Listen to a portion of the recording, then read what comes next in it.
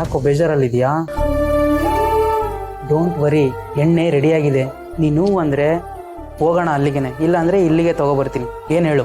Love, ನಾನು ಎಣ್ಣೆ ಹೊಡೆಯೋದು ಬಿಟ್ಟಿದ್ದೀನಿ ಅಂತ ಗೊತ್ತಿಲ್ವ ನಿನಗೆ? ಮತ್ತೆ ಯಾಕೆ ಬೇಜಾರಲ್ಲಿದೆಯಾ?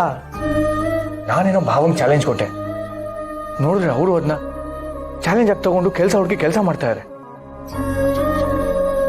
ಆದರೆ ನಾನೇ ಏನೂ ಮಾಡ್ತಾ ಇಲ್ಲ. ಏನು ಮಾಡಲಿ ಅನ್ನೋದೇ ಅರ್ಥ ಆಗ್ತಾ ಇಲ್ಲ. ಅಷ್ಟೇ ತಾನೇ? ನೀನೇನು ಎಷ್ಟು ದಿವಸ ಕೆಲಸ ಮಾಡ್ತಾ ಇದ್ದ? ಇಲ್ಲ ತಾನೇ? ಹೇಗೋ ಜಯರಾಮಣ್ಣ ದುಡಿತಾ ಇದ್ದಾರೆ, ಇವಾಗ ನಿನಗೆ ಕೆಲಸ ಮಾಡಬೇಕು ಅನ್ನೋ ಅರ್ಜೆಂಟ್ ಏನಿದೆ? ಬಿಡು, ಯಾವತ್ತನ ಒಂದು ದಿವಸ ಕೆಲಸ ಸಿಕ್ಕೇ ಸಿಗುತ್ತೆ. ನಿನ್ಗೆ ಇನ್ನೂ ಸತ್ಯ ಗೊತ್ತಿಲ್ಲ ಮಂಜ. ನಾನು ಇನ್ನೂ ದುಡ್ದಿಲ್ಲ ಅಂದರೆ ನಮ್ಮಪ್ಪ ಏನಾಗ್ತಾರೋ ಏನೋ. ಅವ್ರು ಬದುಕಬೇಕು ಅಂದರೆ ನಾನು ದುಡಿಲೇಬೇಕು. ಏನೋ ಹೇಳ್ತಾ ಇದೆಯಾ? ನಾನು ಮೊನ್ನೆ ಲಾರಿ ಡ್ರೈವಿಂಗ್ ಕೆಲಸಕ್ಕೆ ಹೋಗಿದ್ದೆ ಅಂತ ಹೇಳಿದ್ನಲ್ಲ, ನಮ್ಮಪ್ಪ ಅದಕ್ಕೆ ಅಡ್ಡ ಬಂದರು ಅಂತ ಹೇಳಿದ್ನಲ್ಲ. ಹೌದು. ಇದು ಆಕಸ್ಮಿಕ ಅಲ್ಲ, ಅವ್ರು ಬೇಕು ಅಂತ ಲಾರಿ ಅಡ್ಡ ಬಂದಿದ್ದು.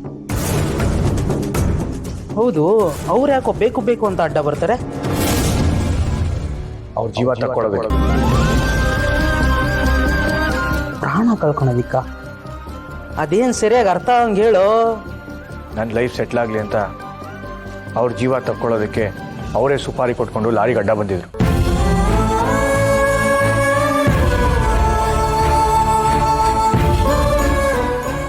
ಅಂದ್ರೆ ಮಾವನೇ ಅವ್ರ ಜೀವನ ತ್ಯಾಗ ಮಾಡ್ಕೊಳ್ಳೋದು ಹೊರಟಿದ್ರೆ? ಏನೋ ನಿಮ್ಮಪ್ಪ ಇಷ್ಟೊಂದೆಲ್ಲ ಮಾಡಿದಾರ? ಇದನ್ನೆಲ್ಲ ನಿನ್ಗೆ ಯಾರು ಹೇಳಿದ್ದು? ನಮ್ಮಪ್ಪನೇ ಹೇಳಿದ್ರು. ಅವತ್ತು ನನ್ನ ಪುಣ್ಯಕ್ಕೋ ಏನೋ ನಮ್ಮ ಭಾವ ಬಂದು ನಮ್ಮ ಅಪ್ಪನ ಕಾಪಾಡಿದ್ರು. ಇಲ್ಲಾಂದರೆ ಇವತ್ತು ನಾವು ನಮ್ಮ ಅಪ್ಪನ ಕಳ್ಕೊಂಡ್ಬಿಡ್ತಾ ಇದ್ದೆ ಕಣ. ಇಷ್ಟೆಲ್ಲ ಮಾಡಿರೋ ನಿಮ್ಮ ಭಾವನ್ನ ನೀನ್ ಯಾಕೆ ದೇಶಿಸ್ತಾ ಇರೋದು? ಅವರಿಂದ ನನ್ನ ತಂಗಿ ತುಂಬ ನೊಂದಿದ್ದಾಳೆ. ಆ ಕಾರಣಕ್ಕೆ ಅವಳು ಆ ಮನೆ ಬಿಟ್ಟು ಈ ಮನೆಗೆ ಬಂದಿರೋದು. ಅಪ್ಪನ ಕಾಪಾಡಿದ್ರು ಅಂತ ತಂಗಿಗೆ ಮಾಡ್ತಿರೋ ಅನ್ಯಾಯ ನಾನು ಹೇಗೆ ಸಹಿಸ್ಕೊಳ್ಳಿ? ಅಲ್ಲ, ದೀಪನ್ಗೆ ನಿಮ್ಮ ಭಾವ ಅಂಥದ್ದೇನು ಅನ್ಯಾಯ ಮಾಡಿದಾರೆ?